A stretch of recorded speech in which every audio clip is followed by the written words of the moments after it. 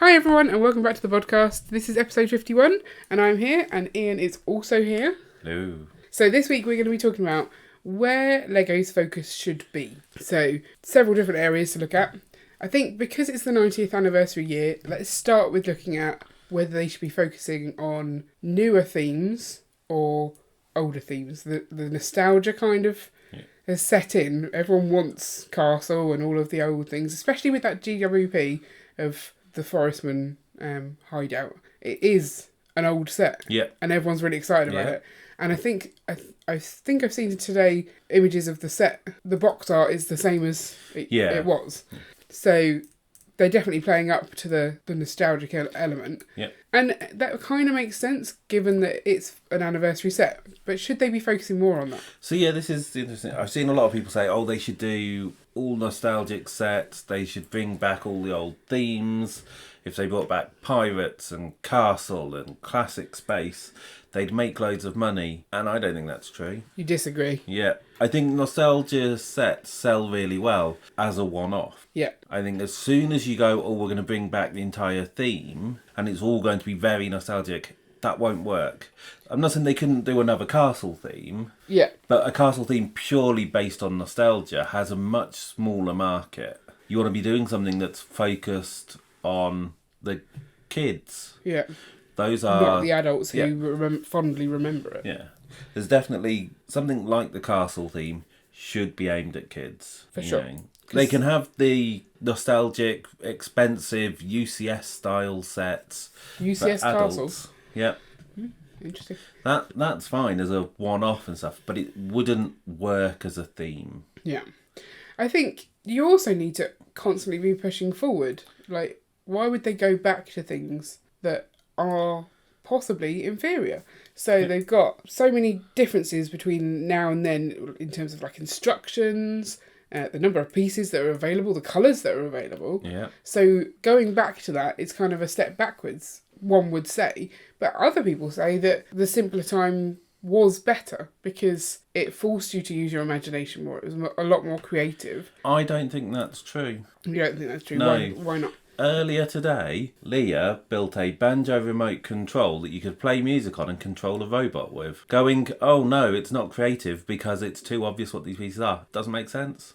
She built a banjo remote... Yep, she got a banjo, or it might have been like a guitar. Lego? Yeah, a Lego one.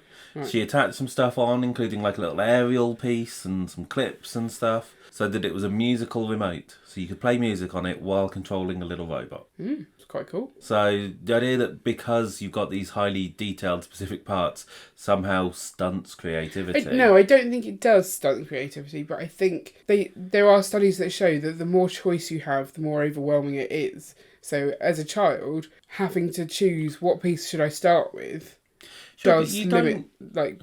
you see people who have walls full of drawers of bricks. Yes. And yes, that would be overwhelming to a kid. But that's not what you give them to play with. You give them a 200-piece set. Yeah. The fact that those pieces are now highly detailed and can be used for a specific purpose or can be used for something completely different doesn't matter. You're not going, oh no, look, that's not a square brick, therefore they won't just stick it on a minifig's head, because they will. Yeah, they are the things we find that the kids have done. The number of like mini dolls torsos that are just stacked to make a weird totem. Yeah. Like those freak me out. And then they put a head on the top. I'm like, stop it, it's weird. Yeah, kids are going to be creative no matter what. I think it's just...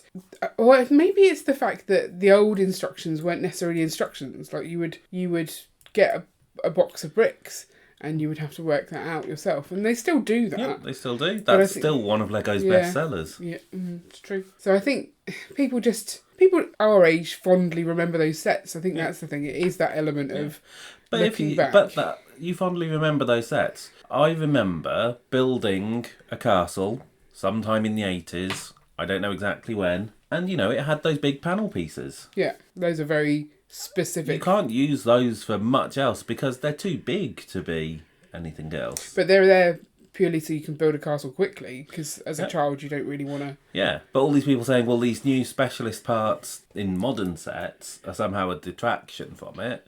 You had those in the old days as well. I think it's in the old days. The old days. How old are we? I think it is Very literally, old. you're looking back at a previous version of you and you can see how much more creative you were.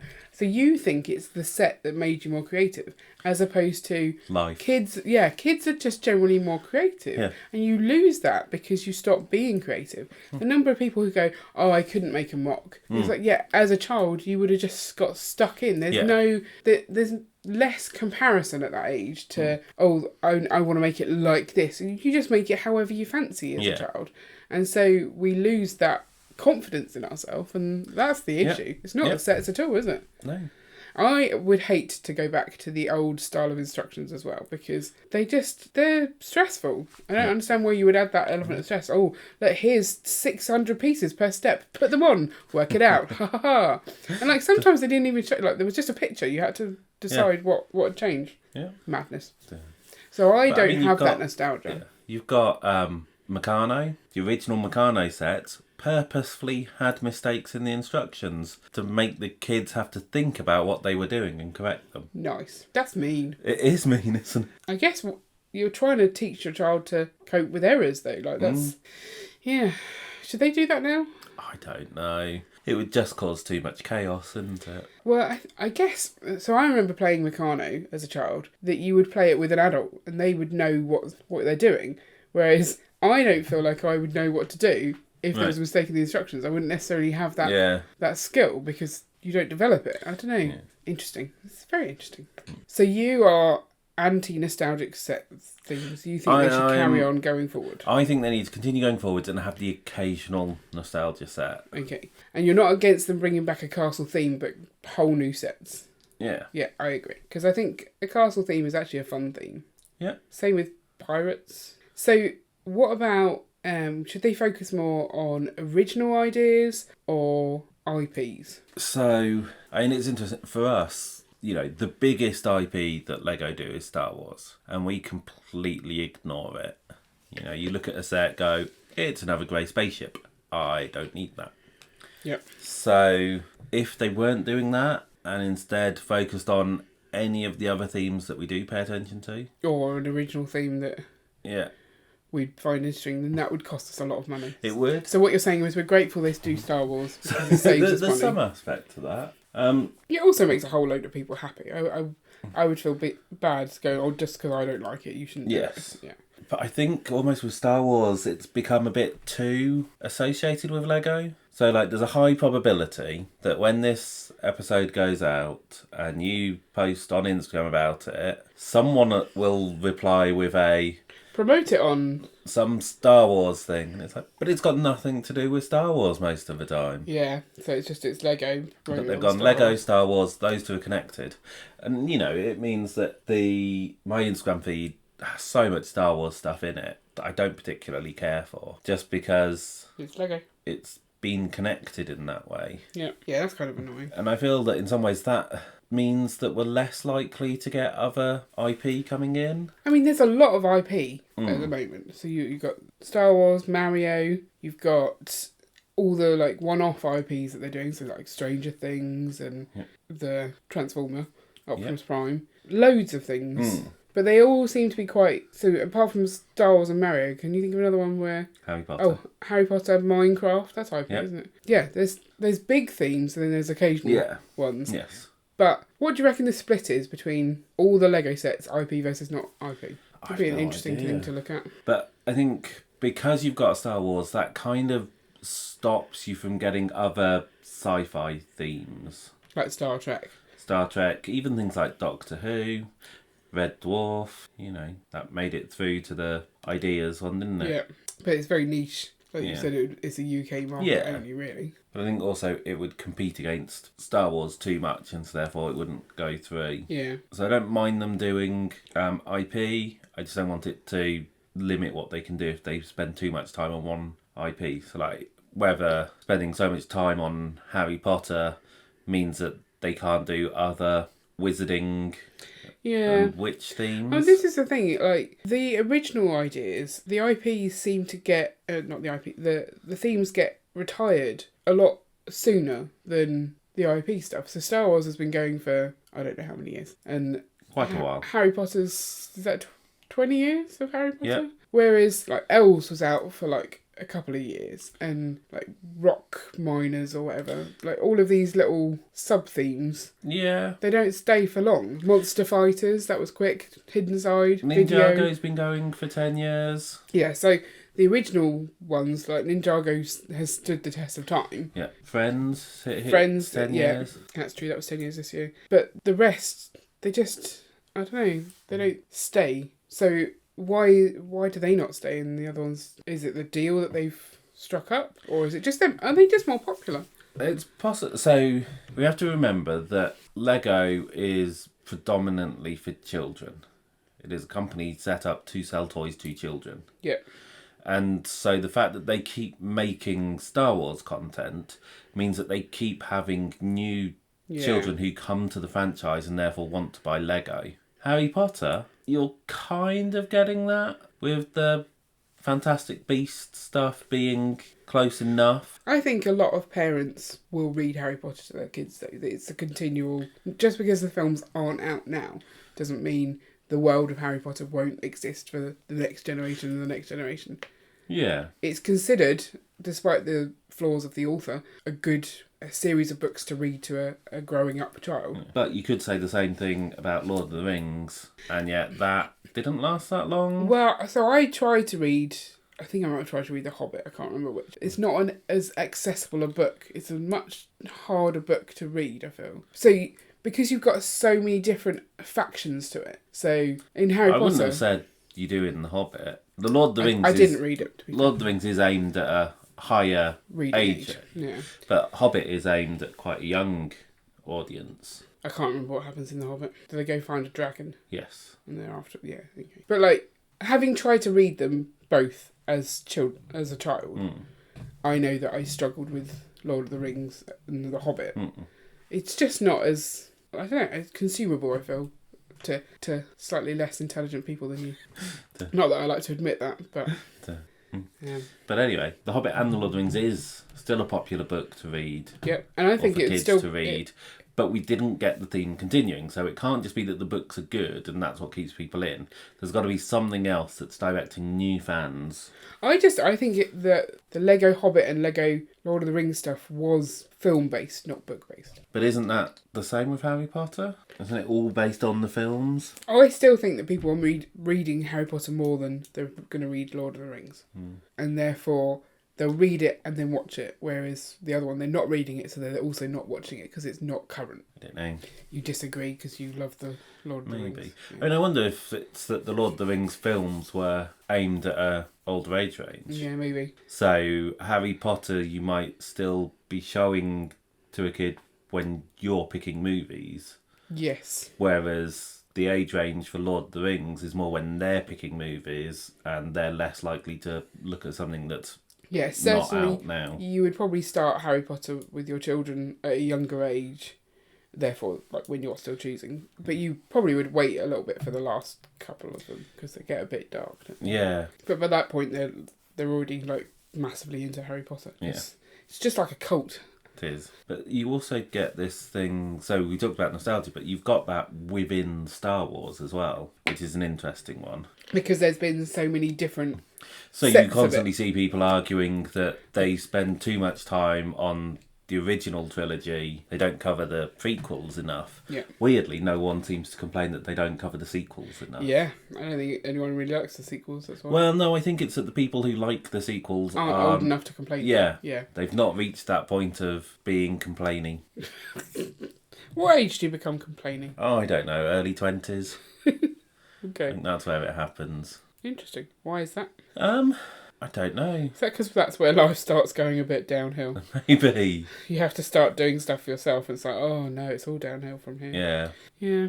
Wow, doom and gloom. But one of the reasons why they don't focus too much on nostalgia and they go for even new sets. Mm-hmm. So, we've seen a lot of stuff coming from the TV series. TV series is like Seinfeld. I don't know how you say the plural of series, but anyway. Queer Eye and Seinfeld. Did you mean those kind of? No, within Star Wars. Oh, Star Wars. Okay, right. Sorry. So. Oh, like Mandalorian and all of those. Book of Boba Fett. I think there's going to be Boba.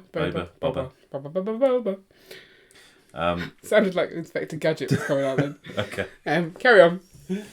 And so they don't go back and do that many nostalgia sets because, again, it doesn't sell well. Yeah. You have got, millennials who have disposable income who want that nostalgia set, but very few of them are going out and going to buy lots and lots of them. Right. And, every UCS set that Lego make, that's a huge investment for them in time. So they can't just crank out more and more of them. Yeah. So you think, have they got a good balance between IP and original? Or would you like to see more of one or the other? I think it's a fairly good balance. I don't know if at some point they should just ditch Star Wars and Harry Potter and pick up something new. What do you want them to pick up? I don't know. What's as big as Harry Potter? I can't think of anything. No. But you've got the weird Marvel and DC thing where some years they seem to heavily focus on one and completely ignore the other. They just sort of flip-flop between them. Yeah. Does it not depend on what's got films out? Possibly. And that's an interesting one where you see that at the moment Marvel tends to be newer stuff, more aimed towards children, whereas DC, you've got the nostalgia sets. We've had the Tim Burton era, Batmobile and Batwing. We've had the Adam West 69 Batmobile. Yeah, so they've definitely gone back with that, whereas we've not seen that as much with Marvel. Well, is that because Marvel does have a younger demographic? Is it just because Marvel's cranking out a lot of new stuff? Yeah, maybe. I would like them to focus a bit more on original ideas and specifically, for me, nostalgia and go back to the elves. You just want elves. Yeah. Yeah. But then they have themes which are completely aimed at adults, which up until recently you wouldn't have thought Lego would do. So what theme is completely aimed at adults? Botanicals. Yeah, that's true. That's so not for kids, is it? Yeah. That's a completely adult theme. And they're growing the number of sets in those. Mm. Interesting. I totally forgot that was a theme. I guess the art range as well. Yeah. That's also based at adults. So that was another one. Should they focus on adults? Should they focus on kids? Where are they focusing now anyway? We see a lot of people getting upset about the Mario stuff, which is very heavily focused towards kids. Yes. You get as with all these things, you get the nostalgia sets. Yeah.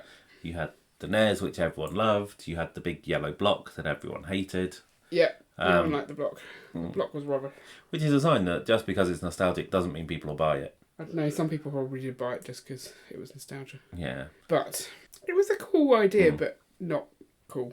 Yeah. But so, as I said, so many people complain that the Mario stuff that is aimed solely at kids, they don't like it. It's like, well, that's not that much of a surprise. You're like 20 years out of the demographic it's aimed at. Yeah. So they definitely seem to, since the pandemic, be focusing harder on adults. But it's almost like they're trying to split. Yeah. So I think City, over the past couple of years, has dumbed down a bit. It has dumbed down. Yeah. And I think the last set, the space sub-theme, seemed to go back up a bit. Yeah. But before that, it was very It was much getting aimed. a lot more simplistic. And Yeah. well, I think that's because they were trying to then include those annoying new road plates as well. And I don't know if that's made it look more simplistic because everything was higher piece count but less in it because most of it was the roads. Maybe. Because, I mean, that's what's completely put me off the city line. Some of the buildings I like, but I just don't want the road plates. Yeah. I don't want to constantly be paying for those road plates.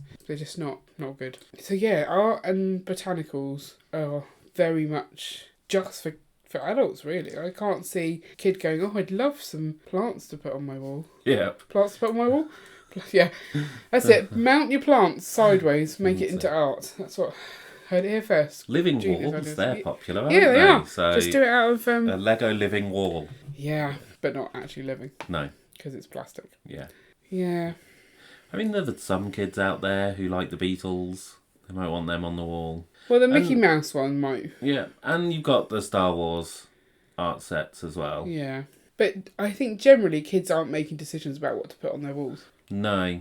So that's why I think it's more based on adults. Yeah. Oh, Mum, can I just hang this up on my wall, please? I mean, when you get into your teens, you're picking posters to go on walls. Yeah, posters that you can stick up with blue tack. Yeah. Not heavy Lego sets. Yeah. So Plus, you're mainly going with half-naked women, so...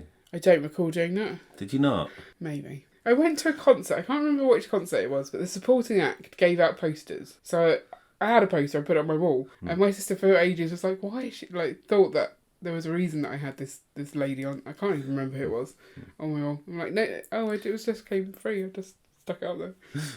I don't remember what concert that was. Anyway, moving on. That was a random interlude. That was. And then you've got Ideas, which is mainly aimed at adults, I would say they're picking sets from. I think they're picking sets, well, they're aimed at adults because they're designed by adults. Is there a minimum age for submitting to Lego Ideas? Yeah, so the adults design them, therefore they're more likely to appeal to the adults. But they are also picking ones that are more IP based or like completely random. Yeah. Like a typewriter or a globe. Yeah, who do they appeal to? People who like typewriters. Yeah. I think it's cool. I just don't want it. Yeah. I'd like to go to a show and see someone has made a typewriter and go, oh, that's clever. I just don't see why anyone would then go, oh, and can I buy it to put on the side of my house? Because, like, you wouldn't display a typewriter. Some people will. No, those are the people who will buy proper old vintage typewriters. No, I feel like if you have a typewriter, then it's there to play with and pretend like you're an old typewriterist. Typist. Yeah. Yeah. I don't see the need for them to be on display. Is the focus just too broad? Is aiming at adults and kids, nostalgic fans, at people who like typewriters, is all of that causing this massive splurge of sets that we constantly see? So I think Lego are trying to make it so that for anybody there's a set that they'll like. They want to get every single person somehow into Lego. Yeah. So they're trying to appeal broadly. And for the people who they find the one Lego set that appeals to them, they're happy. Yeah. Oh look, I've got a Lego set that's right up my alley. And even if it doesn't go any further, that Lego set has brought them joy. But it's the other people, the people who really love Lego, that are finding that span of sets overwhelming and ridiculous because they think, I've got to get it all. Yeah. And actually just pick the things you like. Yeah. I mean, I wonder if this is... You see companies going through different phases. There's the kind of just land grab phase where they're just trying to get as many people on board as they can. Yeah. And then there's the kind of... Keep people on board. Yeah. Phase. Yeah. And Lego very much seem to be in a land grab phase. They seem to be trying to get anyone and everyone into a Lego store. Yeah. I don't know if that's because of the pandemic and it was like, people are looking for something to do. Let's get out there and make sure that this is something they see. And it's going to calm down. Yeah, I think they saw an opportunity that people were bored and their product is aimed at that kind of market. So therefore pair bored people with a broad range of sets that will appeal to those bored people. Broad people. Okay, not broad people. No. They're not specifically aiming Lego sets at me. You are quite broad.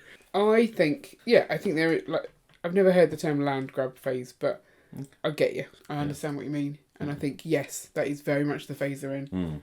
And I think at some point they will shift their focus to keeping the people who are still loving Lego on board a bit more. Yeah, I think that's what we're hoping for. Yeah. But I think in this interim period, we just look at everything they throw at the wall and see if it sticks. Yeah. If we like it, then we'll buy it, and if we don't, we don't. Seems fair. Okay, so let us know in the comments below whether you think they should be doing more nostalgic sets, or more IP sets, or more sets for small children or adults, depending on which you are. You could want them to focus on sets for kids, even if you're an adult, because you might have kids and you might want sets for them. That's true, or you might want them to focus on those so you don't have to buy so much because you're overwhelmed by the amount of Lego. And also, if you want to check out any previous episodes of the podcast, then I'll link that up in the description or in the show notes. And we'll catch you next time. Bye! Bye!